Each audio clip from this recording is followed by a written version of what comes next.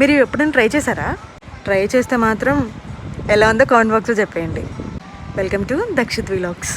ఈ సమ్మర్లో ఎన్నో స్నాక్స్ చేసి ఉంటారు. ఒకసారి దీన్ని కూడా స్నాక్ లిస్ట్లో చేర్చేయండి, అంత బాగుంటుంది.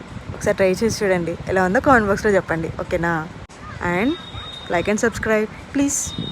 స్నాక్ విషయానికి వస్తే ముందుగా బంగాళదుంపల్ని ఉడకబెట్టేసుకొని అదే టైంలో మిల్క్ బ్రెడ్ తీసుకోండి. మిల్క్ బ్రెడ్ ఒక 5-6 పీసెస్ని మిక్సీ పట్టేసుకోండి. అదేనండి బ్రెడ్ క్రమ్స్ కోసం. అండ్ మిగతావన్నీ ఇలా వాటర్లో నేను చూపిస్తున్నట్టుగా జస్ట్ డిప్ చేసి తీసేయాలి, ఎక్కువసేపు ఉంచొద్దు. అలా డిప్ చేసి తీసేసి ఇలా పిండేయండి, గట్టిగా పిండాలి, వాటర్ అస్సలే ఉండొద్దు. ఇలా బంగాళదుంపల్ని కూడా స్మాష్ చేసుకొని ఇలా మెత్తగా చేసుకున్న బ్రెడ్ని దాంట్లో వేసేసి ఇప్పుడు నేను చెప్పిన ఐటమ్స్ అన్నీ దాంట్లో వేసేయండి.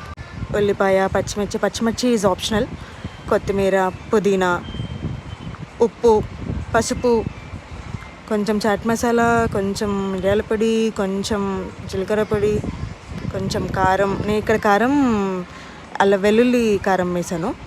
ఇవన్నీ వేసి బాగా మిక్స్ చేసుకొని ఒక 10 నిమిషాలు వదిలేయండి.